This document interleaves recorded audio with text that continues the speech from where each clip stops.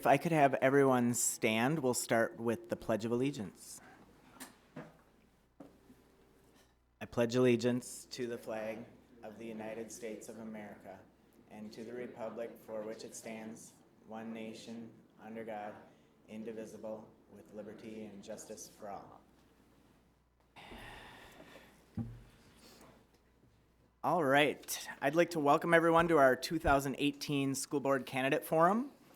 My name is Brian Triplett. I'm the president of New Prague Education Minnesota, our local teachers union. We're nearly 300 members strong, and as a local union, we work closely with the district on many items, and I'm proud to say that we have a great working relationship with our district administration, always keeping in mind to do what's best for students. I'm also a 6th grade math teacher, but I've also taught 4th grade, 5th grade, and 7th grade within the district. And I'm proud to say that I've either had or currently have several of your children in my classroom and may have many more in the future. So thank you for all of you for coming tonight. Hi, good evening. I'm Debbie Klosik. I'm the director of the New Prague Chamber of Commerce. Brian contacted us to see if we'd be interested in co-hosting, and I said absolutely yes, because this is something that affects the entire community. So welcome to all of you tonight, and I'm glad you're here. Like I said, we'd like to especially welcome our 6 candidates for New Prague Area Schools School Board this evening. Our goal of the forum is to inform the public about who they will be voting for on November 6th, and to give candidates a chance to speak to the public about their vision for New Prague Area Schools. So if you would please hold your applause until all the candidates have been introduced. And we'll go in alphabetical order. Mark Bartuszek, Leo Geisen, Matt Goldaddy, Sandy McMillan, Tammy Pexa, and Miranda Vertnick.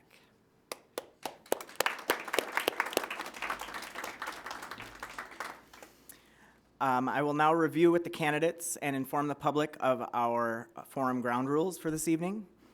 Candidates have been given a list of prepared questions and will be asked a sampling of these questions during the forum. Each candidate will have up to 2 minutes per question for their response. Who is asked the question first will rotate with each new question. Audience questions can be submitted in writing to the timekeeper, which is Jen over here, for possible inclusion in the forum discussion. Audience question cards are located on the ledge along the room over there, and moderators will ask as many questions as possible given the time available. Audience questions may be directed to a particular candidate, but all will have an opportunity to comment if they choose.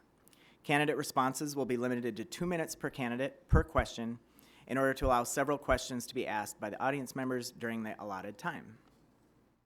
The forum will be conducted as a forum of panelists, not a debate. In answering questions, candidates will speak directly to the audience, providing information on their own positions or responses.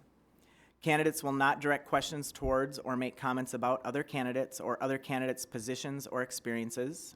There are no exceptions. To be fair, all candidate responses will be timed based on the times listed in the agenda. When time is announced, a candidate must wrap up their answer. Failure to do so may result in a candidate's loss of response time on a subsequent question. The timekeeper, who is Jen over here, will hold up a card when you have 1 minute remaining, and then again when you have 30 seconds remaining, and will call the time when your 2 minutes is up. Okay. Yes.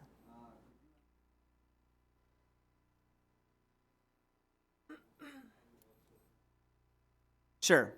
So just make sure that when you are answering questions or speaking that you are speaking directly into your microphone, so you got to get a little close with it there. That would be great for the audience. Okay, the candidates will now introduce themselves and tell why they are a candidate for the school district, or school board, I'm sorry.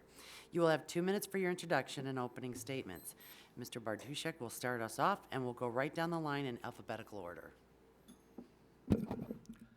Hi, I'm Mark Bartuszek. I graduated from New Prague High School in 1985.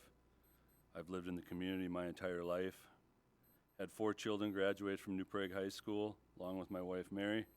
I served on the St. Wenceslaus School Board from 2001 to 2004 and was the chairman in 2004. I also served on City Council from 2008 till August of 2015 when I had to resign because of moving out of the city limits. And I guess the reason I ran for the school board was I enjoyed being connected with the community when I was on city council. And I look at this as another way to reach out and help the community. Thank you. My name is Leo Geeson. I'm a native of Union Hill, born and raised here, a graduate of New Prague in 1983. I've got one son who graduated, 3 children who are still in the schools here. And I've always been very proud of what this school accomplishes. I graduated with, I would say, better general knowledge than a lot of the college graduates that I worked with and that I met. And I see that still continues today. The school covers a lot more than comparable size schools, comparable size districts, and I just want to see that that continues. Thank you. First, I'd just like to take an opportunity to thank Brian and the entire Teachers Union, and along with Debbie and the Chamber of Commerce for putting this on. And lastly, just everybody else that took time out of their day to come here today and learn more about all of us here. I think it takes everybody's lives are very busy, so I just appreciate everybody coming. My name is Matt Goldaddy. I'm a resident of New Prague for about 8 years. I married Maggie, my wife. She's a early childhood special education teacher in the Prior Lake Savage School District. We have 3 daughters, Elsie, a second grader at Falcon Ridge, Cora, a kindergartner at Falcon Ridge, and Cora, who is a preschooler at St. Wenceslaus. I'm running for school board because of the people in my life. For my 3 girls, who's going to spend the next 15 or so years within all the walls of these schools, and then also for the people that'll spend endless hours working with them, caring for them. These are the teachers, the people on their daily lives, the secretaries, the custodians, and all the administrative staff that make the schools run so smoothly. My hope today is that you can learn more about me, that I'm a thoughtful person, and that I take care and in my decisions, and that I care about the issues that will affect my kids, your kids, and our grandkids. Thanks. Hello, everyone. My name is Sandy McMillan. I'm a resident of Elko New Market. I have lived here for the last 14 years with my wonderful family. I have 2 great kiddos who attend the New Prague school districts. I have my son Chase, who's in the 3rd grade at Eagle View Elementary, right there in the camouflage, and his big sister McKenna, who just started middle school at New Prague Middle School, and my wonderful husband Dennis, who is a proud graduate of New Prague High School, 1995. Woohoo! When I heard that there were openings for the school board, a little light bulb went off in my head, and I was so excited for the opportunity to run and to serve this great community that we are blessed to call home. I've just been blown away by the staff and the teachers at the schools that my children have attended over the years. I've worked at Eagle View as a substitute paraprofessional, and also volunteered in the classrooms, and the staff just blows me away every time. I'm just so blessed that my children are able to attend this school district. So I'm excited, I'm pumped, and I can't wait to meet so many more of you in the community. Thank you. Thank you. Good evening, and thank you, Brian. I also would like to reiterate, thank you for putting this together and reaching out to Debbie. I think this is a great opportunity for our communities to hear from all 6 of us. So I married my husband, John Pexa. We both are residents, lifetime residents of New Prague. We have 5 children, 2 of which have graduated from New Prague, and the other 3 remain in the high school and middle school. My mom worked for the New Prague School District for many years as a paraprofessional in special ed. I have a great connection with many teachers, because of my mom, and my mom instilled in me the love and the passion for teaching and education and high quality education. With that, I believe New Prague is a high quality educator from all levels.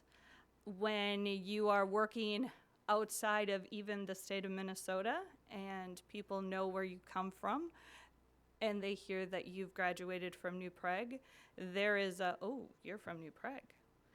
I like that. It's a pride thing. I want to make sure that my children and my grandchildren have that same opportunity that I have had, and that we continue to work forward and continue to pursue great opportunities for all of them. Thank you. Hi, I'm Miranda Vertnick. My husband Mike and I moved to New Prague exactly 10 years ago this month. We have 4 children, all of whom attend schools here in New Prague. We have a 4-year-old who attends the early childhood learning program here at the CEC. We have a 1st grader and a 3rd grader at Raven Stream, and we also have our oldest, she's in 8th grade at the middle school, be going off to high school next year. I'm a licensed psychologist. I have my doctoral degree in clinical psychology. I'm not currently practicing though. When I became pregnant with our 4th, I decided it was time to take a step back and wanted to be more present and at home with the family. Wanted to be more involved in our kids' lives, and that's a big part of the reason why I'm here today. I really have a strong desire to give back and to volunteer, and I think that this would be a great opportunity for me to put my skills to work for this community. All right. Thank you, everyone, for your introductions. So we will now present questions to the board members, rotating who goes first with each question. Again, you'll have up to 2 minutes for your responses for each question. So starting with Mr. Giesen, how have we improved the public education system in District 721, and what challenges remain? Well, the most notable is all the physical changes to all the properties. There's been so much renovation and updating. The bus garage, the courts, the school, the CEC, the pool. There's everything is, it's almost like having whole new schools with the renovations. And I think the biggest challenges that the school district faces, and it's not this one, it's all of them, it's finding teachers, keeping good teachers, and just the retention of quality personnel in the district. Okay, thank you. And then we'll continue down the line. So, Mr. Goldaddy. Okay. I think as a school district, we have much to be proud of.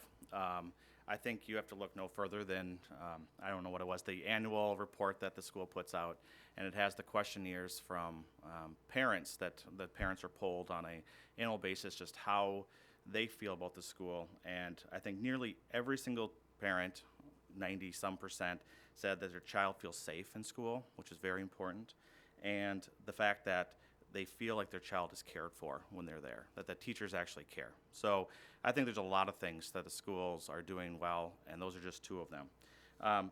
Areas that I think that we need to see improvements on, I think as a district we have less hurdles than a lot of school districts have, and so I think it's just raising the bar and setting us to a higher level of expectation, whether that's test scores or course offerings or just preparing the students for the next level in their adulthood. And I think we're an exceptional school district, but I think we can be great. And just by raising that bar and taking us to that next level, we can do that. Great, thank you. And Ms. McMillan. Hello. Okay, I agree with both Leo and Mr. Goldaddy.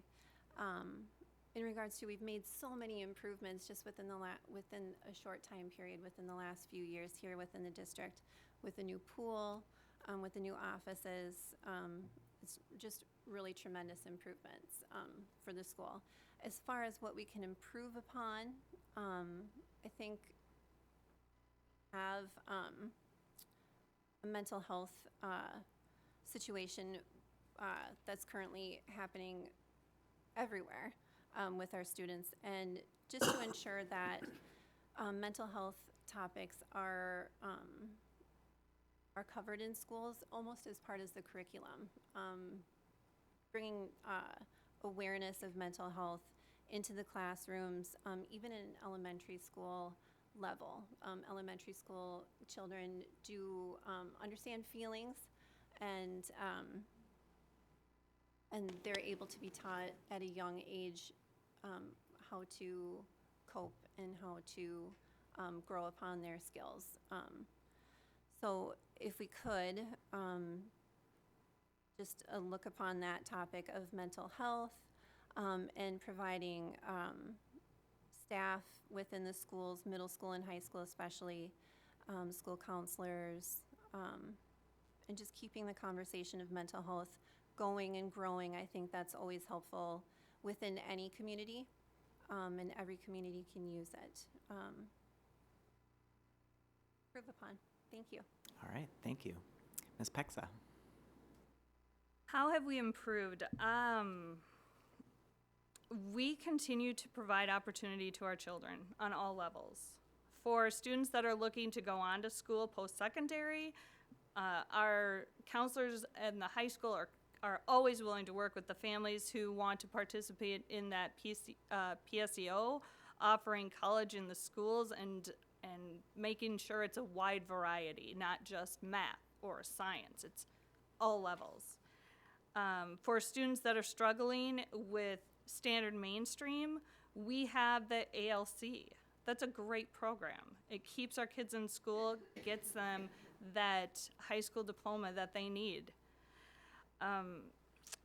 I have a passion for special ed.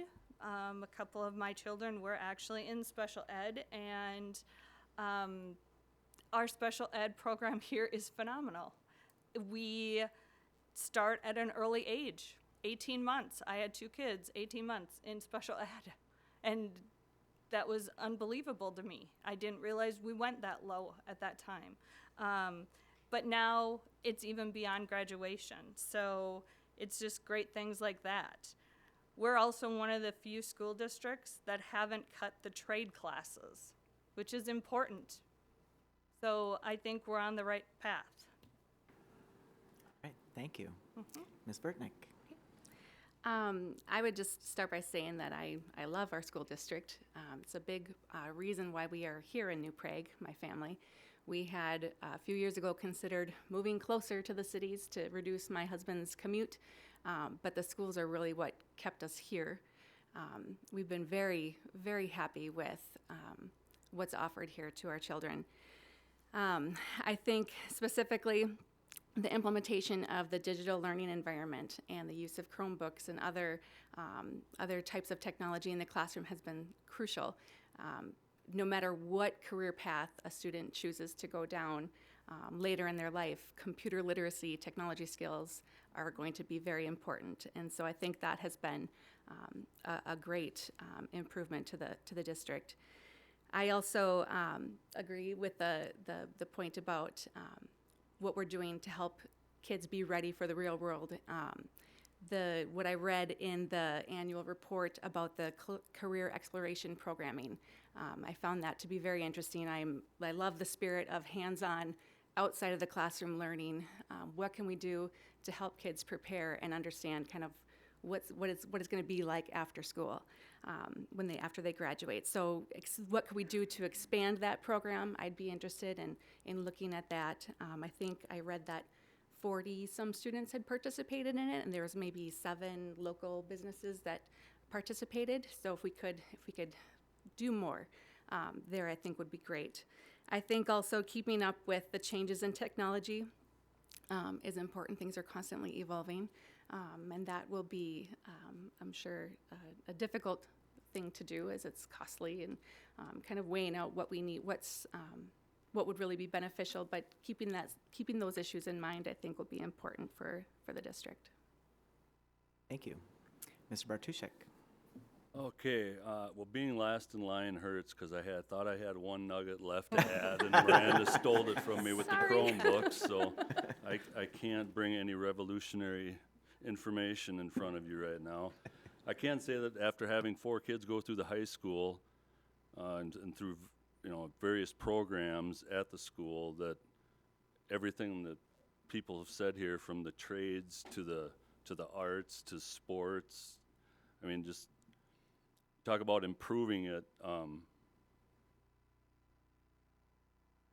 Just to stay on top, I think, will be a challenge enough to continually raise the bar so that we do push ourselves to improve and get better. The challenges, I think that we're in a unique situation in this town in that we have a tremendously large geographical school district that is probably twice as big as Lakeville's, and if you look at how big Lakeville is, that there's remains to be seen how big of a challenge that will be and what years it will present itself, but it will come sooner or later.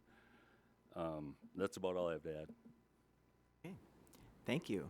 And if any of you ever need the question repeated as we go down the line, just make sure you let us know. Okay.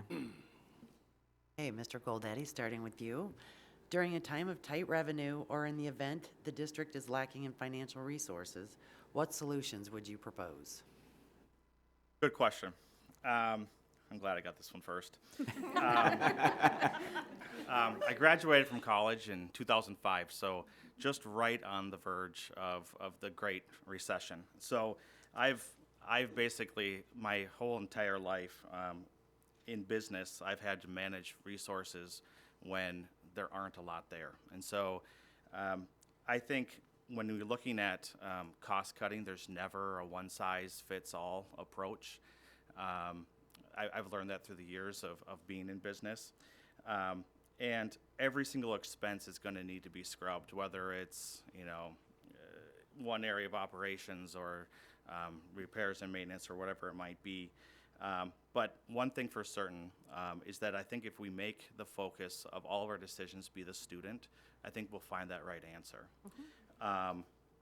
Some areas, if you're going to have to put me on the spot of areas that I would look at, I would probably say we'd want to look at areas that fixed asset purchases, delaying those, maybe getting creative with transportation or maybe some programming outside of school. Those would be my first areas I'd look at.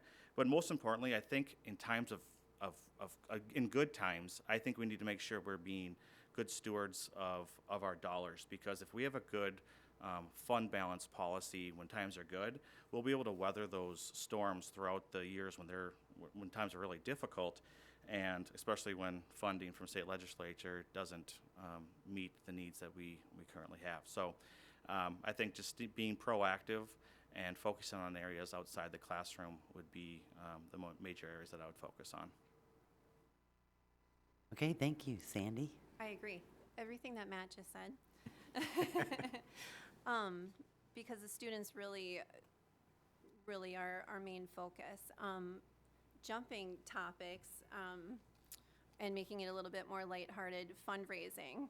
This community is absolutely amazing at fundraising and getting the community really together in times of need. There's so many great ideas that we can do here with the staff, with alumni. I just jotted down some ideas. Get the staff, the parents, and the students involved. Community events. We have the Brain Power 5K. That is such a hit every year to raise funds for the school. I was thinking Dozinki is such a huge thing here, and get something going there. Fundraising for the schools, and again, just getting the community together and getting the parents, the community, and the students all involved, I think makes a great deal. But definitely making those cuts outside the classroom, because students are really of the utmost importance. Good. Thank you. I like all those answers. So I took this question a little more personal. I would hold myself as a board member responsible to finding the solution that is the best solution for the students, staff, and community. As a board member, I would work to identify any underlying problem that is causing the difficulty. As a board, we would work together to review the budget to see if there's any money that can be reallocated. And as a board, we would work with the superintendent and other staff members to prioritize spending. Thank you. So when revenue is tight, what solutions would I propose? I think the answer to that really largely depends on what funds are needed and why. I think we need to always be striving to be good stewards of our financial resources, even when funds are good. That we need to be careful with how we spend money and where we allocate our resources. I think when funds are tight, we may need to postpone certain expenditures. We may need to seek funding elsewhere. I also had thought about community fundraising. I feel that the New Prague community, or this district, is a very generous community. I have served on the PAC executive board for Ravenstream for the past 3 years as a secretary, and every year we do fundraising and generate significant amounts of money to be used to kind of hit wish list items for the school. I think if we needed to generate more funds, that could be another option. There's always also grants that we could look into if we qualify for them, if our needs qualify, and then when absolutely necessary, seeking funding through a referendum. Mark? Well, this is actually an impossible question to answer at this time because when I was in city council from 2009 to 2012 is when the recession did hit and budgets were severely slashed at the city level. And it's not fun at all to have to convey to employees and managers and staffs about how many things have to get cut. Not entirely, but I mean, there's significant budget cuts that have to be made. And I guess what we found was that if you really communicate with the people involved and convey a good message that it's not personal, it's not them, it's just a simple dollars and cents thing, you can come out of it, especially in this community with everybody still, although being somewhat stunned by it, like everybody is, because it's money, they tend to pull together and still be a really strong community. Well, it'd be a community at the city level, or small, a very strong district at the school. It would be because it's really depending on what the cuts are. If they're severe, it's not fun. It's hard, but it's money, so it has to be done. Okay, thank you. Leo? I don't know that there's a whole lot left. Tight revenue is a problem at some point or another everybody has to face, either at work or in their life. And I think the best way to handle it, the most responsible way is, number one, check budgets, what's necessary, what's not necessary. Cut back when you can. It's the last thing I want to see is anything for the students to disappear. That's, like I said, this is an amazing school, and there's been so many programs already talked about that this school offers that I think anything taken away from the students should come last. There's always, like I said, in a school, in a business, at home, there's always stuff that can be cut somewhere. It would be the board's responsibility to do that in a responsible way. And the other thing would be get creative and looking for sources of funding. Like grants were mentioned, there's other thing. If we put our mind to it, if we look, there are lots of sources where additional funding can be found. They don't walk up to you. You have to go look for them. That would be our job to go find those. And then, as it's also been mentioned, and it's happened where we've done it, sometimes parents are required for co-pays for the extracurricular activity, towel fees, bus fees, stuff like that. It's not an optimal solution, but it's been used, and you know, when families can't afford it, there's been assistance for them so their kids don't have to drop out of extracurricular activities, but that should always be the last resource. Thank you. All right, so the next question, starting with Sandy. How do you believe District 721 can meet the challenges of retaining quality employees? Again, we have so many quality employees here in the New Prague School District. Our administration and our staff is just absolutely stellar. As far as retaining these wonderful employees in our district, communication is of utmost importance between teachers and families. Communications, keeping the lines of communication open so they feel free to come to us with whatever they need to make their career easier, to make their teaching here in New Prague easier. Also, we have to look at employee pay, at teacher pay. It's a controversial topic within the news, but they have to receive fair pay. Our teachers do. They deserve it. And just, yes, keeping communication open so they feel heard, and also fair pay. Thank you. Thank you. Tammy? So, I went online and did some research on this question, and well, I'll get to it in a minute. Anyhow, I found an article, and it's called "Why Your Best Teachers Leave or Are Leaving and 4 Ways to Keep Them." But in this survey, I found it interesting that 29% of the teachers that were polled left for personal reasons such as relocation or health. The remaining teachers that left were because of job-related reasons. So what are the job-related reasons? 16% were terminated involuntary and 84% left voluntarily. Well, why did they leave voluntarily, we're asking? So, 13% left because of pay and benefits, but 60% left because of career advancement and development.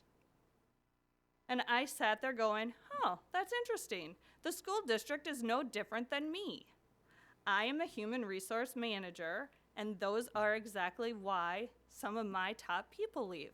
So it's a challenge to keep the teachers engaged. We need to challenge our teachers to keep them here. That is what we're all facing, no matter what your career is in. So, looking at opportunities and how can we keep with the teachers, getting them more involved, having that open dialogue with them is the best thing. One of the things that I've done in mine is I have a monthly meeting, and all of my employees are welcome to come, and it is basically an HR forum.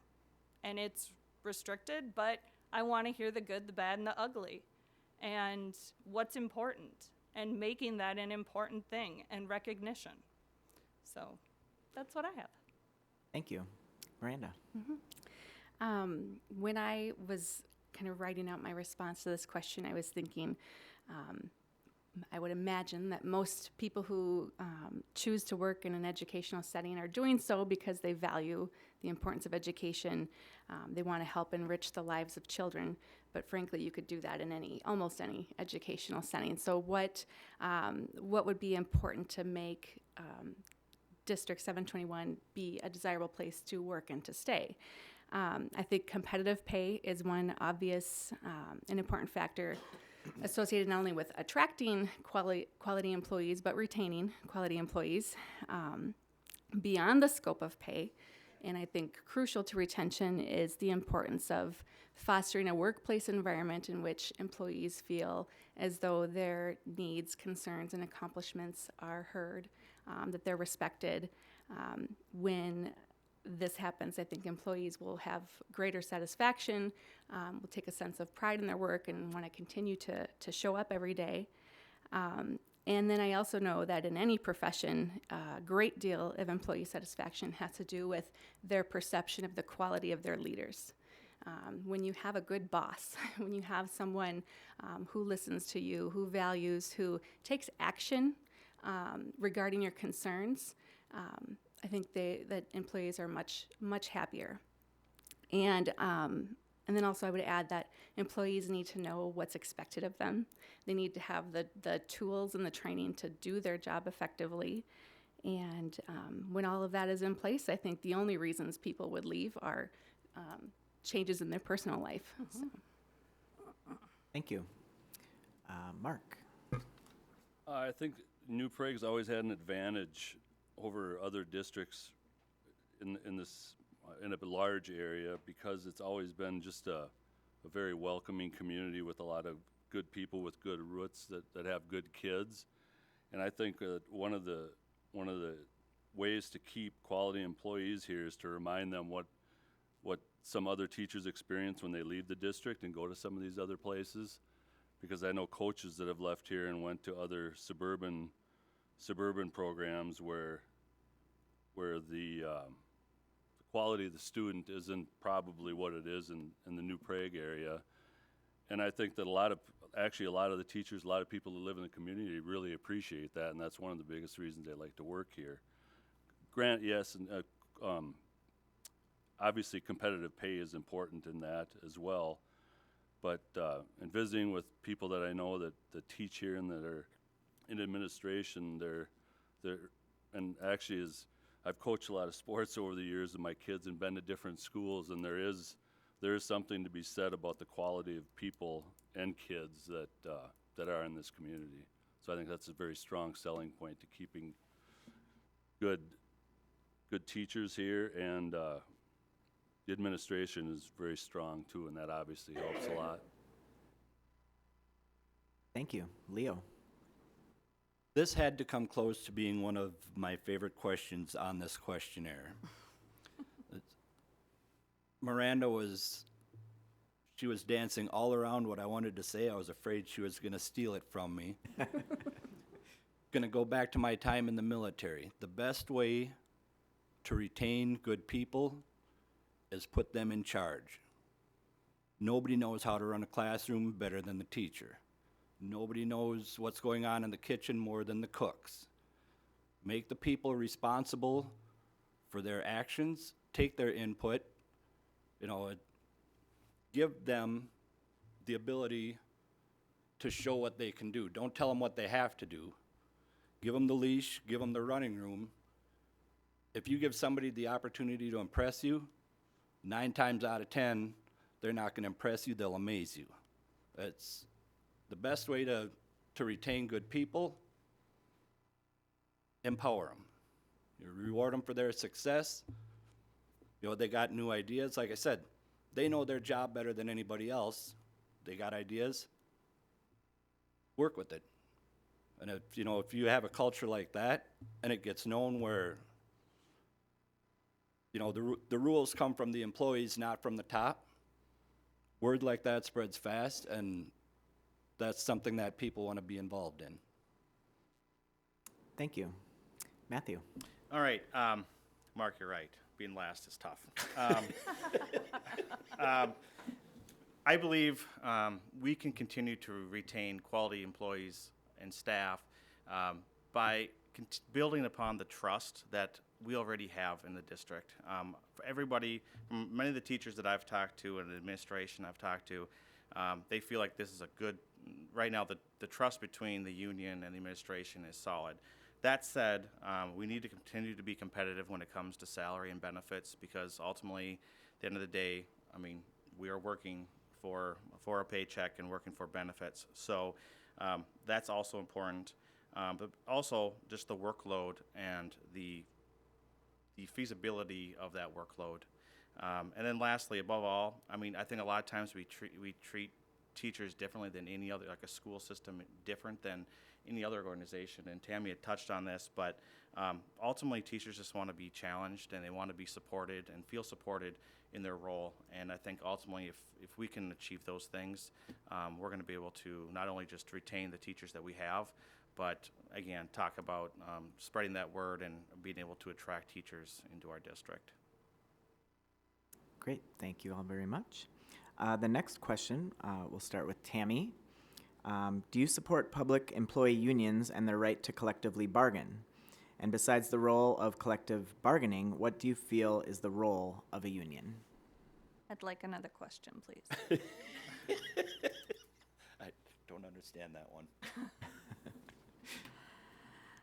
I think this is a loaded question because no matter how I answer it, someone is not going to like my answer. I truly believe that. I believe everybody has a voice and everybody should be heard. So if you're part of the union, you have a voice, you should be heard. If you're not part of the union, you have a voice, you should be heard. Do I think that the union should be involved in other roles within the school district? Absolutely. Yes. I believe there's a time and a place for everything. I believe that everybody needs to work up their chain of command, and that's the biggest thing. If people work in your chain of command, it all works together. It's when people go outside of the chain of command that we have chaos. Thank you. Miranda? Yes, I am in support of public employee unions and their right to collectively bargain. I've been a member of a public employee union in the past, and I know that their scope, the scope of their role extends beyond collective bargaining, but unions have also done much to support the importance of professional development and making sure those opportunities are available for staff to keep up with changes that are happening and affect their job, and also improvements to workplace safety. So I think unions have led efforts to create major positive legislative changes in education, and that benefits not only educators but students as well. I'm in support. So. Thank you. Mark? I don't feel it's the school board members' duty to support the unions. On the city council, when we were budgeting for salaries with the police force, the wages that they were offered were in line with the other city employees, and it was up to the city administrator to negotiate with the union. The city council members never really got involved in that, I guess. Now, I'm not saying there's anything wrong with the unions. We know they're there. They're supporting they're there for their teachers. But you're kind of crossing a line, I think, there, because I think it's the school board's responsibility to support the staff, the administration, the students, and the taxpayers. So it's like Tammy said, this is a really loaded question. So the way I see it, after being on city council, I would think that the administration and the school board would fill the role in the school district, the negotiations. So I don't really feel, I don't see where that really is the duty of a school board member. Thank you. Leo? I'm right in line with Mark. It's whether you support them or you don't support them, they're there. It would be the school board's district to work with them. That not fight them, work with them, find a equitable solution for everybody. But it's as far as the unions go, they're not just there for the collective bargaining. They do so much more than that. Like I said, they work hard for legislation. They offer a lot of tools to employees that the district can't, whether it be workshops or other, there's just so much more that the unions do besides fight for wages. They gotta, they're responsible for the representation of employees, whether it be in any way, shape, or form. If it's legal, medical, if it's arbitration, the union ensures that the teachers have suitable working conditions, pay aside. I mean, the collective bargaining is just one piece of the puzzle for the unions. And that's, like Mark said, we don't have to agree with them. but will be required to work with them. And that's just one more function that the unions do. It's not their only purpose. Thank you. Matthew? My answer to this question is 100% yes. I do believe that I do support the right of public employee unions to collectively bargain. The reason why I believe this is because the entire foundation of the teacher and administration of a school is based upon this relationship. To eliminate that from the puzzle changes the complete landscape of the school system. So, for me to not support the right for these unions would be to basically say that we'd have to develop a whole different structure in our schools, and I don't necessarily support that. I think the most effective unions are those that again are focusing on the student, and I think New Prague's union does so. If we do what's right for the student, it's almost in all cases going to be right for the teachers as well. Thanks. Right on. Sandy? I'll keep it short and easy. Yes, it's a loaded question. Yes, I do indeed support employee unions. I do support collective bargaining. I believe that unions are an indelible part of the working force in this country as a whole. As far as legislative, as far as safety, Miranda, you mentioned safety, and equal treatment and fair treatment. So yes, I do indeed support collective bargaining and unions. Thank you. All right, thank you all very much. Miranda, we'll start with you. As a member of the school board, what class size would you be committed to maintain for children in grades K through 5, 6 through 8, and high school? That's a really good question. I'm certainly not an expert in this area, but I did do a little bit of research to prepare for this question. First, I would say that as a parent, I intuitively feel that smaller class sizes are optimal, that our students and our children will get more out of their experience when classes are small, and I'm guessing that most teachers would agree with that. When classes are large, it's difficult to attend to the needs of all students, and inevitably, I think we will fall short when classes are too big. From what I reviewed, the research generally shows that smaller class sizes are associated with greater academic achievement for students, particularly for very young students. So when we have children in K through 5, when classes are set at fewer than 20, we see the most gains. I think it's a great ideal to aim for. It's not always financially possible. And so I guess if I had to commit to a number, and I hate to make a firm commitment because I would want to seek input from the educators in our district, but I think we should aim for fewer than 25 in our K through 5 classes and strive to get those numbers as close to 20 as possible. When we just don't have the means to do that, then I think we need to ensure that we're utilizing paraprofessionals and teachers' aides to help in those classes, as I know they can be a great support to teachers. I think a good goal for class size in middle school and high school would be around 25. And there might be classes or subject matters where we could increase the class size or need to reduce the class size depending on the complexity of the subject. But again, ultimately, I would want to gather input from our educators and see how things are working for them in that regard. Thank you. Mark? I guess I'm not going to put a number on any one of those three. Obviously, research continually shows that the lower the class size, the better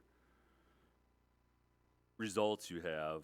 And as a school board member, I guess I wouldn't ever claim to be an expert on it. That's where I'd rely on the administration and the teachers that are here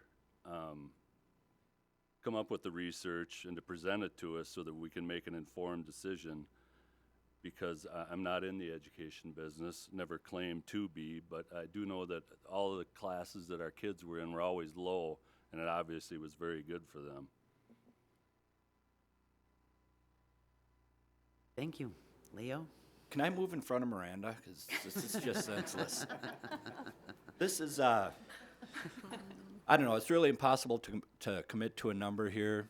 There's sources all over the place giving all sorts of numbers.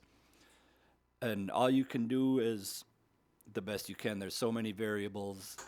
You know, it's been said twice before.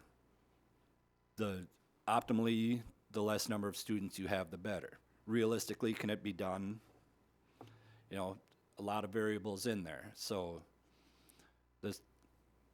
it's really, you can't commit to anything. You don't want a band with 17 people in it.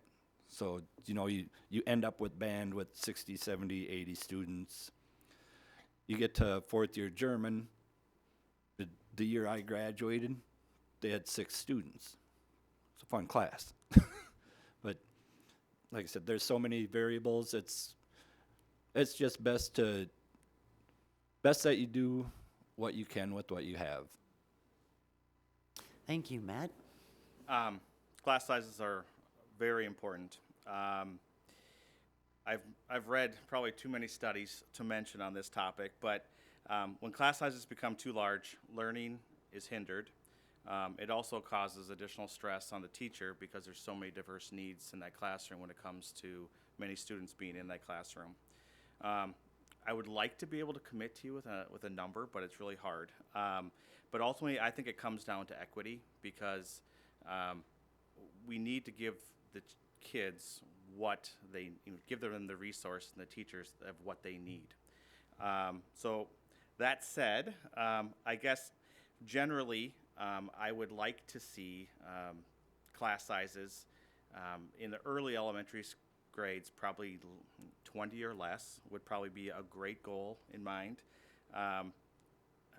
Middle school would probably be in the mid-20s, and high school, if we could keep them under 30, I think that would be goals that we could really try to strive for. However, that in mind, I understand that there are financial commitments to this, and we would have to review this on an ongoing basis. Thank you. Sandy? Right.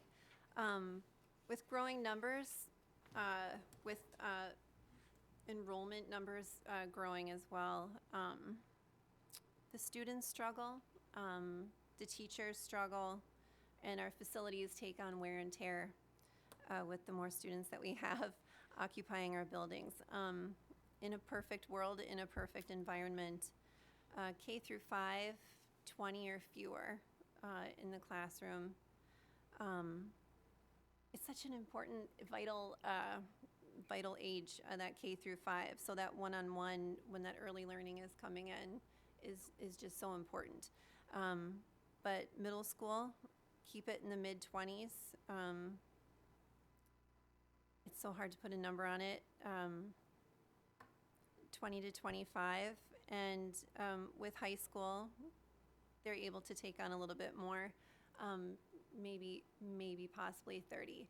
But with all that said, with putting numbers out there, it all has to do with finances and what we have and what we can do with it. But the smaller the classroom, the more one-on-one that child gets with their education, and that's what's of the utmost importance. So the lower the numbers in the classroom, the better. But yeah. Thank you. Tammy? I'm not going to disagree with anything anyone has said. I will say I don't believe that there is a magic number. Based on the complexity of the class, could determine if you have more or less students in it, or if you have additional help in that class. Based on my experience as a past board member, the board would hear the recommendations from parents, teachers, principals, and the superintendent. The information then is discussed alongside the policy as to what it says for our district. And you take all that into consideration, and we vote on it based on what is best for our student, district, and community. But the student always comes first. Thank you. All right. Next question. Please describe the importance of early childhood programming in our district and how you feel New Prague can meet the challenges of increased enrollment. And we'll start with Mark.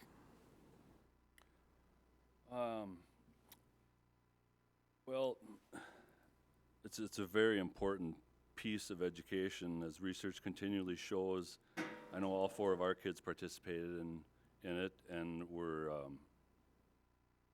it affected them in a positive way. I guess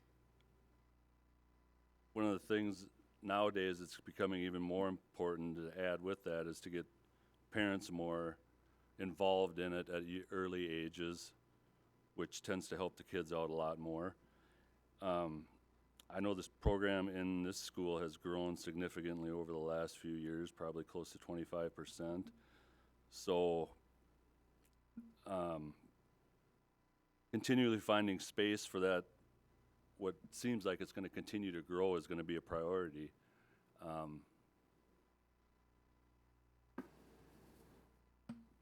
I guess that's about it. Okay, thank you. Leo. I looked and I looked, and I really had a hard time finding exactly what all the early childhood programming encompasses. There's so many pieces of it spread so far that, you know, I can speak to what I know. The ECFE that's got to be one of the best things. You know, we get the flyers, and right away, sitting down with the kids, it's almost like a wish list. They cover so many things, from magic tricks. I mean, it just runs the whole gamut. And that was always, with all 4 of our kids, that was always something that was like, that bulletin would come out and say, okay, here's what they got. What are we going to do? And then go on past that, and the kids company is, to be honest, I don't know how things worked before there was a kids company, because that is so important for so many reasons. I mean, there's a lot of times, you know, parents are working or something comes up, and that kids company can be a lifesaver, both before and after school. It's, like I said, those are the ones that I'm familiar with, and everything else that's in early childhood, I don't know. The preschool, we didn't do preschool here, but it's like I said, that it's such a big area that it would be nice if we could if we could find something that would cover it all, you know, so that people would know what's available to them as well. Thank you. Matthew. I know I'm not going to do this question justice. My wife is a early childhood special education teacher, so she knows all too well, and I hear about it almost every single day, the benefits of being able to partner with families early on, and the successes that it proves and pays dividends down the road. So I guess I don't look at this being a challenge of increased enrollment. I think it's an opportunity. I think the more kids that we can touch before they enter kindergarten, the better the entire school district and our, I don't want to sound cheesy, but our society will be. Just because, I mean, there's studies out there that show that the literacy, that if you can read and write by the age of 3 or 3rd grade, that 3 would be great. But by 3rd grade, I think the chance of incarceration is like 0.01% or something, and if not, it's at 40%. So I just think it's a great opportunity. I think we should expand this area as much as possible. And then I just do want to note, too, that I think on this last contract with the teachers, they were able to add early childhood teachers to the master agreement, and I applaud the district for doing that, and it's a step in the right direction to creating and acquiring or trying to find additional teachers in those positions. So I think it's great. Thank you. Sandy. So excited for this question because when I saw the question initially, my heart kind of skipped a beat because it's my first memory of coming into the district. So early childhood education, we started with ECFE with Mary Bartuszek. She was our go-to. She's fantastic. So when my daughter was born, she's 11 now, brought her in there, and it was like the parents got to see their kids interact with other toddlers and get that first initial interaction, not with students, but with classmates per se. You know, and it's just such a vital jumpstart to their learning, to their education. So from ECFE jumping into Kids Company has been such a boost to this community, I think, to this district. I've only worked with the Eagle View staff, but they're amazing. And what they can do for parents, because in this community, you know, we're working parents and, you know, they're bringing their children in before school and then they have after school programs.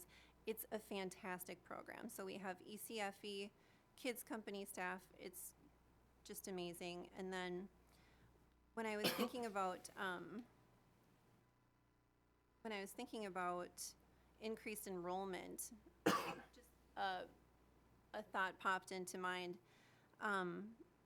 Going back to career training and hands-on training, back to maybe about 4 or 5 questions back.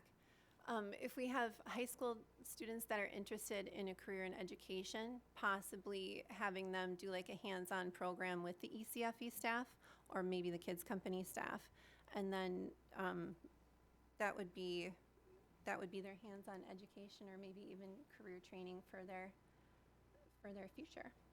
So I love ECFE. I just have to say that. Ooh, our first bell. Thank you. All right. Tammy.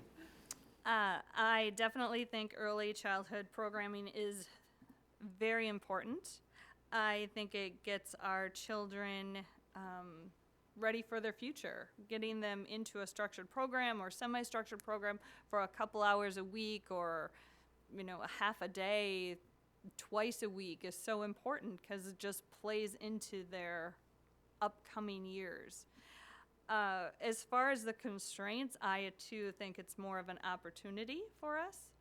And I would say move over Malistrano, we're bringing the kids in. So I will find space. We'll find some place to put all of the kids that need to be put. And we always do. We always do. Somehow, some way, we figure it out. So I'm not concerned about it. I think it's a great opportunity for us to have because there's a lot of school districts that wish they had the opportunity to do it. Thank you. Miranda. I was also really happy with this question, really excited about this question. 3 of our 4 children have participated in the preschool programming through the district here, and the teachers there are some of the warmest, nicest, greatest people ever. And I know that our children have really benefited from that experience. As said earlier, early childhood programming is so important in shaping young children's behavior and getting them ready for elementary school. Research shows that kids who participate in early learning programs have improved social skills, better attention spans, better grades, have less need for special education services, and are at reduced risk of engaging in criminal behavior in the future. I strongly support the early childhood programming here in our district, and I think the district has done a nice job of splitting up classes into morning and afternoon options and on alternating days to maximize the number of children that we can serve in each classroom. I would support continuing this practice and hiring additional staff as the need arises. Okay, thank you. And we are going to go to some audience questions that we've received. So Deb, if you want to ask the first one. Does anybody else have a question they'd like?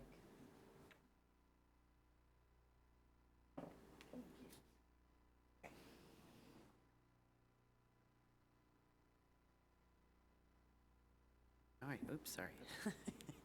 The first question, and we will be starting with you, Leo.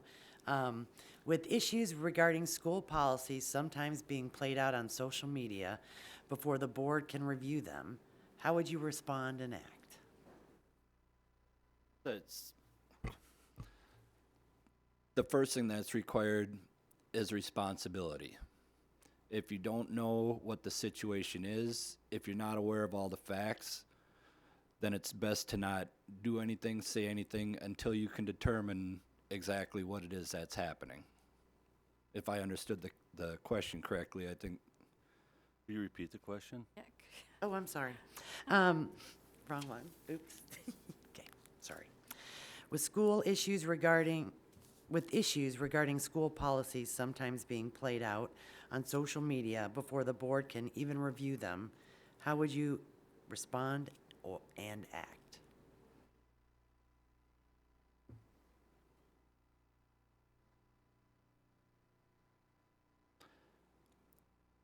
I don't know what I would add to that. It's just you can't have knee-jerk responses. You have to get the information first. If that means not saying anything, it's better to remain silent and thought a fool than speak and be proven one. So find out what's going on before you jump into the fray. Thank you. Matt? I guess I would just answer that question with, I mean, I see it all the time on New Prague happenings, but I guess I would just reach out to the person individually. I'd send them a personal message, a PM on Facebook, and ask them to reach out to me directly, or direct them to, the superintendent, other administration, and try to resolve the issue and direct them to the resources that we have to help resolve that issue, and then take it up as a board once we have the opportunity to do that as a group. Thank you. Sandy? Hi. Social media is awesome. And I'm saying that sarcastically sometimes. I think it's best just to take a deep breath, reflect. Like Matt said, send maybe a personal message. Let them know who they can get in contact with to resolve their issue, if there is an issue. Let them know that we're here to listen, so they don't feel put off in any way. But I mean, social media is what it is sometimes, and you just have to take a deep breath, be an adult, take a step back, direct them where to go, and then, of course, once they're directed where to go, like you said, once it's presented to the board, move on from there. But Thank you. Tammy? Can you repeat the question? Sure. With issues regarding school policies sometimes being played out on social media before the board can review them, how would you respond and act?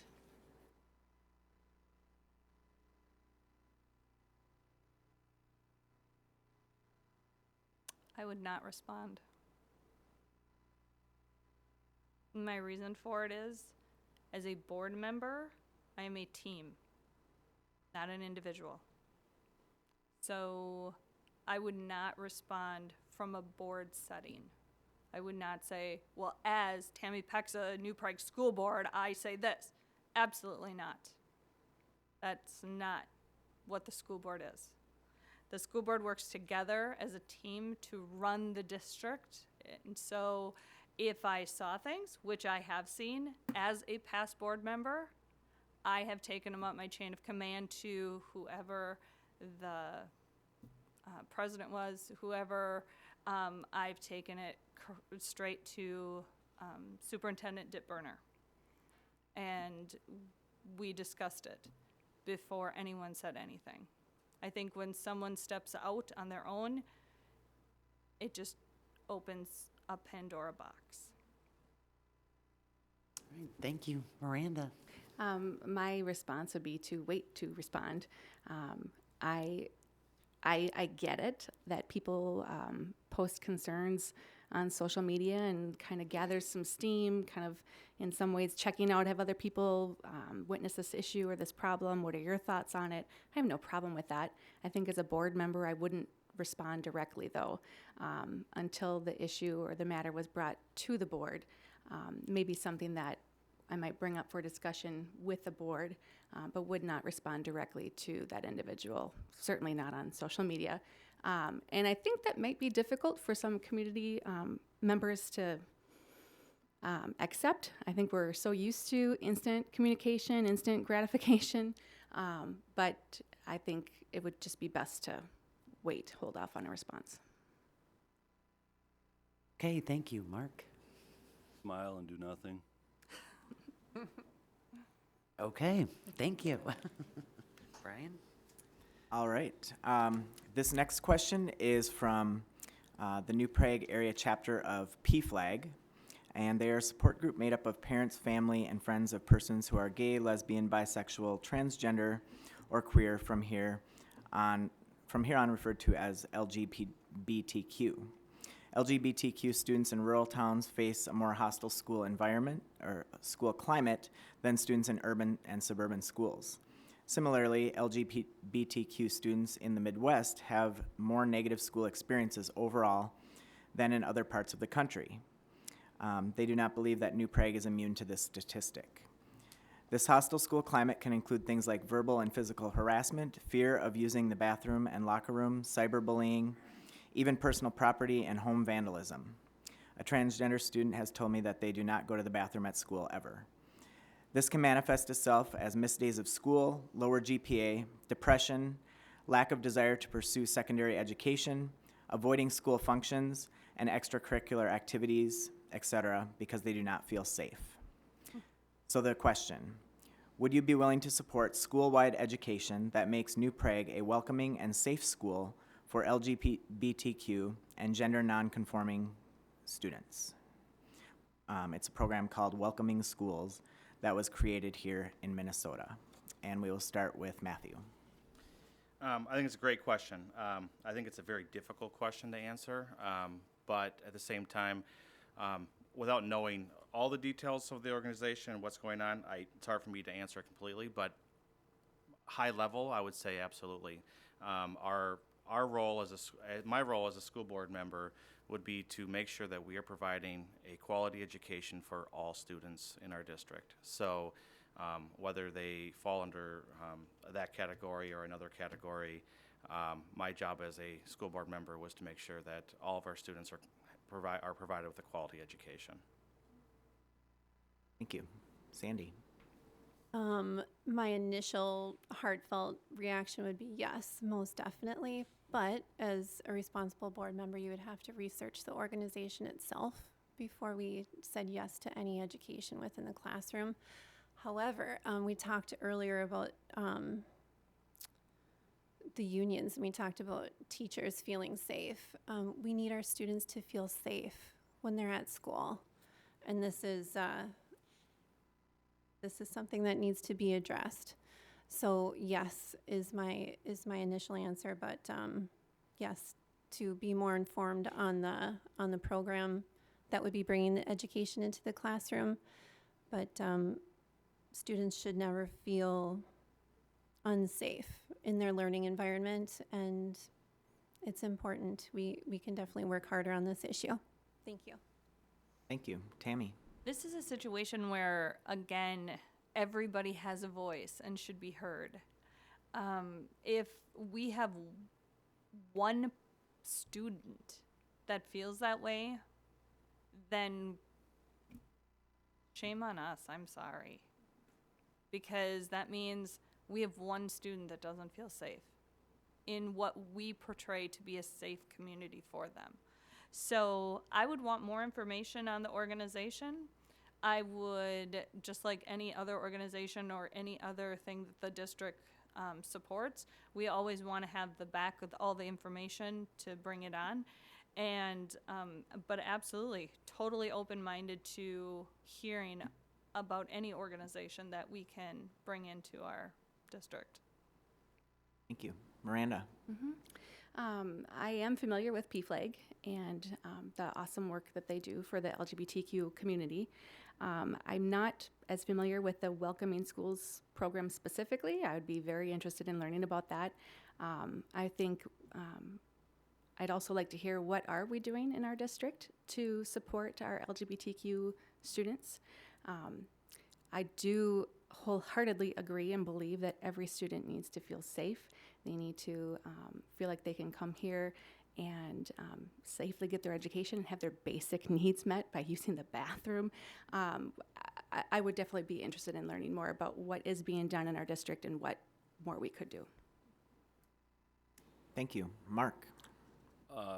Yes, you used the word bullying describing that, and to me that just is a lack of respect for another human being, which is not okay at all. So yeah, assuming that the organization is, a good organization and that the rest of the board is in favor of it, I would say yes for sure. Thank you. Leo? Something that was said in there that kind of caught my attention of this. New Prague isn't immune to this. Well, all of us have sat up here and said how great this school district is, and a lot of us have gone through it. Our kids have gone through it. But the one thing I want to assure you of is that New Prague is not immune to anything. That's the first thing you hear anytime something happens is, well, we didn't think it could happen here.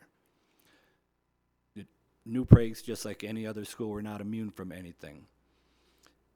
And the students' safety, the students' comfort is something that should always be ensured. And like Mark said, it comes to respect. That it needs to be taught at home, it needs to be reinforced in schools, but it has to be, when you're in a public system like this, it has to be enforced. Boundaries have to be set up. Students have to understand that that school is not there for them. It's there for everyone. Thank you. And Deb? Okay, start this one with Sandy. If a prominent citizen referred to LGBT students or parents by saying publicly that we don't want their kind in schools, what would your response be? Can you repeat the question? Sure. If a prominent citizen referred to LGBT students or parents by saying publicly that we don't want their kind in schools, what would your response be? A prominent citizen isn't so prominent if they're making a statement like that, in my opinion. As far as if it was addressed to a student or if it was just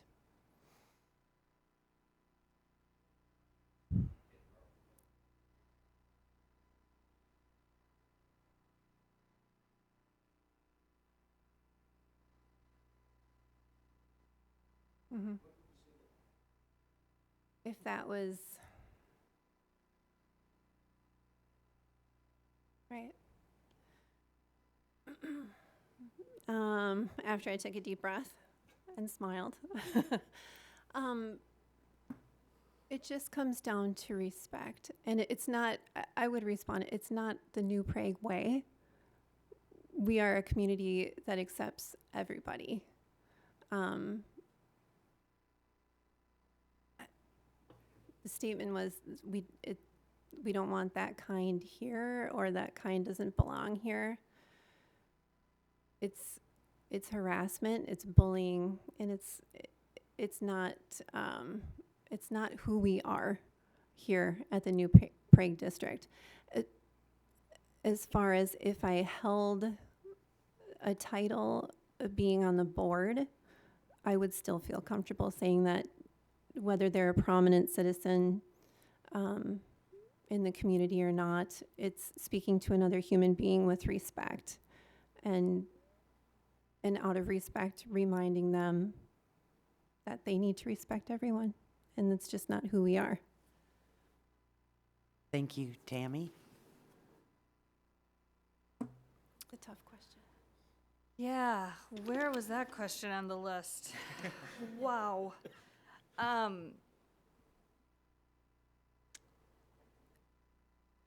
So my mom married my stepdad when I was 4 years old. And I tell you this because in 1974, a prominent New Prague businessman looked at my mom and said, oh, don't you just wish they could build some walls around New Prague to keep the outsiders out? The foreigners. And my mom had a New Prague name at the time, stood there, and I was standing right next to her. And I remember the conversation. And I remember going home and I'm like, who is he talking about? So knowing how I felt after my mom explained it to me at age 4, and if someone made that statement to me about anyone, how can we put a cap on someone and say, well, you're welcome, but you're not? Well, you're welcome, but you're not. That's not what we do. We embrace everyone with open arms, and they're welcome to come. That's what I would say to them. Thank you. Miranda? I think my initial reaction would be to feel pretty heartbroken, and not necessarily surprised. There are certainly stereotypes out there that people subscribe to, and unfortunately make comments that reflect that and are hurtful statements that are made. I personally would have no problem having a conversation with that individual, talking about that statement and kind of my beliefs on that. I such a harmful, hurtful thing to say. I think that when that's happening really says to me that we need to look at what are we doing within the district to support inclusivity in our schools and in this community, and there's likely more work that needs to be done. So, Thank you. Mark? Honestly, after living here my entire life, I may just dismiss it, depending on who the person was. Because some people, you're never going to change their views on things. So I try to block those people out of my mind and not let them frustrate me. It would be disheartening, like everybody else said, but I certainly wouldn't make a big deal out of it as being on a school board and start, cause a scene or anything like that. But it would be disappointing, there's no doubt about it. But unfortunately, in this country, in this world, in this town, you run into all types, and you have to decide sometimes to walk away. Okay. I certainly wouldn't be supportive, but on the other hand, I've heard a lot of things come out of people's mouths in my life, so I'll leave it at that. Okay, thank you. Leo? I'm looking at this in two different ways. If it was a prominent citizen who came to me like publicly or in a public forum as a member of the school board and said that, I'd just tell them, if you think somehow or another you can shape that into some kind of grievance, then please do so and address the board. As one member, there's nothing I can do to help you. If it's a not public setting and I'm not being addressed as a school board member, my answer to that is simple. If you don't think we should have those type of people in our school, then maybe you should be in a different school.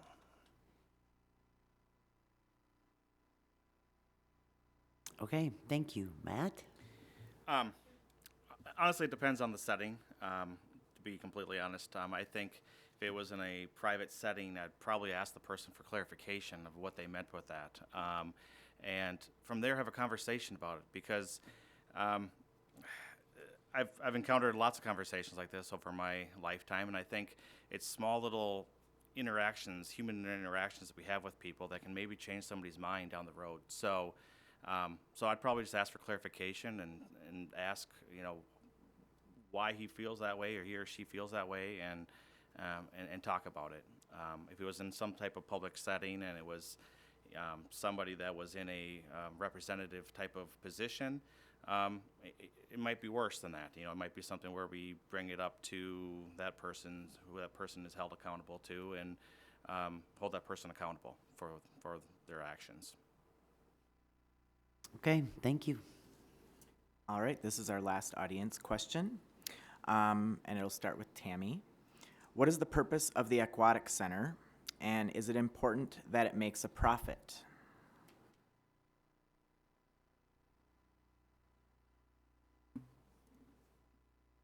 Yes. What is the purpose of it? It gives a greater opportunity for our school district, for swim team and other opportunities for sporting event type things. Yeah, I do think it is very important that it turn a profit, since we've now opened it up to the fitness center. I think we're joining, or we took on the fitness center. I think it has to turn a profit. I also know that as a past board member and one who voted for it, I know that there were going to be struggles. And we were pretty clear about the struggles. And financing, everybody knows when you have a pool, it's expensive. And we made it very clear when the pool was voted in. So, but I mean, yes, it should. When? I can't give you that. I haven't looked at the numbers, but yes, it should. Thank you. Miranda? I agree that it should be certainly, hopefully, making money and not losing money. I know that is usually kind of takes a while to get to that place. I do personally enjoy the Aquatic Center. I find it to be a good place for community gathering. There's birthday parties, things. Our kids really enjoy going there. Fitness offerings, kind of supporting overall health and wellness in our community. The Aquatic Center also provides additional athletic opportunities for our children and students. I think there's plenty of reasons for the purpose of the Aquatic Center. I know that there is currently the movement of making it a more fitness center opportunity, that there'll be group fitness classes, and not just the ones that are done in the aquatics, in the pool, but that they're moving the fitness center over here to help offset the costs. I think that's great, and hopefully we'll see improvement there. But there's a lot of reasons why I think we have the Aquatic Center. I think it's a good addition to our community, and hopefully in the long run it's gonna show that financially. Thank you. Mark? Can you repeat the question? Yep. What is the purpose of the Aquatic Center, and is it important that it makes a profit? The purpose of the Aquatic Center was to serve the community and the school district dually, which is why the city was brought into it. Did you say, should it make a profit? Is it important that it Is makes it a profit? important? I think it's a dream that it turns a profit, because truthfully, no pools turn profits. And that was known from the start, that it was going to be an expense. And if it could work closer to not being a big expense, yes, that would be great. But to think that it's going to turn a profit, unless something's changed a lot since I was involved in it, I don't think I don't think so. Thank you. Leo? I think pretty much everything's been said on it, and I kind of agree with Mark. To hope that you're going to get a profit off of it is, I think it's just that, it's a hope. The best case scenario is minimizing costs as much as possible, defraying what you can in expenses, but making a profit, I honestly don't think is realistic. Okay. Matthew? I think the purpose of the Aquatic Center was to create an asset that the community can get behind. I think it's a way to attract new families to our area. I think it is an opportunity for families to be more fit and to use that space to increase the wellness of our area. I think the school district has done some really good things to help defray some of those costs. I think the joint powers agreement with the city of New Prague helps split some of those costs, and as well as bringing in the fitness center. So I know right now it's a cost, it's an expense on our P&L, but I'm not sure what I don't know what the financial statements are of the fitness center. So I'm bringing that revenue over. I'm not sure if it will turn a profit or whether it'll break even, but to me, it's not important because I think it's something that it's a benefit to the community, and that it's there for us to use, and we knew going into it would potentially be an expense. So, Thank you. Sandy? Even though I haven't been there yet, I think it's a great asset to the community. We live in Minnesota. It's an indoor pool in Minnesota. It's someplace to go in the winter. So for community, for birthday parties, for just a place to hang out on the weekends for the kiddos, that's fantastic. But it also, with swim meets, I have a good friend who's a coach, a swim coach. She absolutely loves it, working with the girls there on the swim team. I don't know the numbers, if it's going to turn a profit. I haven't looked at any of the numbers on the finances of the Aquatic Center, but it is a great asset to the community, I do believe. It gets kids active, it gets them moving, it gets adults active, it gets them moving. With the fitness center moving in there as well, I think that's going to be a real fun thing with the group fitness classes. But yeah, it was brought in. My daughter, she's going to be doing swimming there. She's in middle school. They do swimming there for gym next week, so she's excited about that too. So I think it's a win-win. I'm real excited to have it here. Okay, thank you. So you can all take a breath because that's the end of the questions now. And we're going to give you 1 minute each for some closing remarks, and we will start with Miranda. Okay. I guess I would just end by saying that I hope you consider voting for me in November. I'm certainly not an expert in all things education related, but I do work hard. I'm eager to learn. I care about this community. I'm currently not working outside of the home. I've got time to devote to doing this work. I think my training and background in the field of mental health will be a great benefit to the school board and to the district. I also think the fact that I have kids who are attending schools here, I'm personally invested. My children are at multiple levels of education here in our district, and I think that helps me give some sense of how things are going across those levels, which I think could be helpful in this work. So, thank you. Thank you. Mark? I'd just like to say good luck to all the candidates, and I'd like to thank you guys for organizing the event, and I've always been very proud of the New Prague community and look forward to the possibility of serving it again. Thank you. Leo? I'd also like to take this opportunity to thank you for having this event. Thank you, everybody, for attending, and good luck to everybody. Like I said in the beginning, I'm very proud of this school district. I'm a product of it. And it's, after traveling the whole world, seeing what there was to see, I decided when I'm going to have kids, I'm going to have them here. The pride of this school district, I think, is pretty evident. Look at how many long-term teachers we have, and then you see their children come back and teach right behind their parents. You know, these kids heard everything there is to hear about the school with no filters, because when you go home, you let loose with what you got.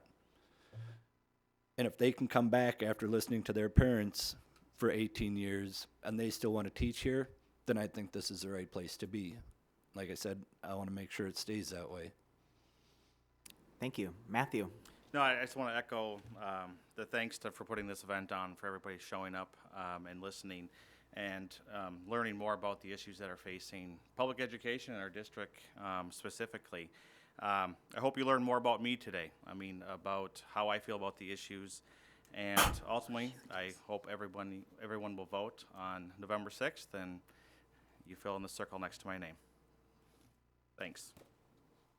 Sandy? I also want to echo that. I wanted to say thank you to the chamber and to Mr. Triplett for organizing this event tonight, and for the community to come out and take the time to listen to all of us, to meet us tonight, basically, and get to know us a little bit better. So like I said in our introduction, when I heard that there was openings for the school board, a little light bulb went off, and that light bulb is still burning. So I'm very excited to be here tonight. I'm not the best public speaker. I get a little nervous, if you guys didn't notice that.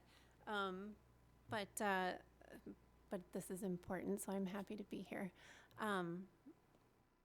Yeah, that light bulb is still burning. Working for the school board is serving the community, and that's what I'm really excited to do. I love our district. I love the students. I love the teachers. So I'm ready to get to work, and I ask for your vote on November 6th. Get out there and vote. Thank you. Tammy? So I think everything has been said. Everyone needs to go out and vote on Tuesday, November 6th. To all 6 of us, there are 3 available spots. Just understand that when you take your oath in January, it's not about you. Some decisions that you as a board member are going to be making, you cannot take personally, and you cannot make them personally. It is what is best for the education of our children and for our communities. Thank you. Thank you. Let's give our candidates a round of applause.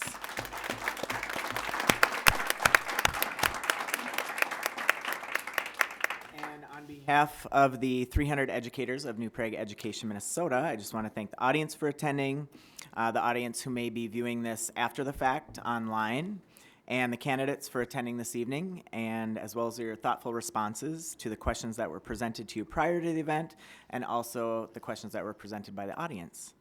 And above all, thank you for running for a very important position that really does help shape our community and our schools.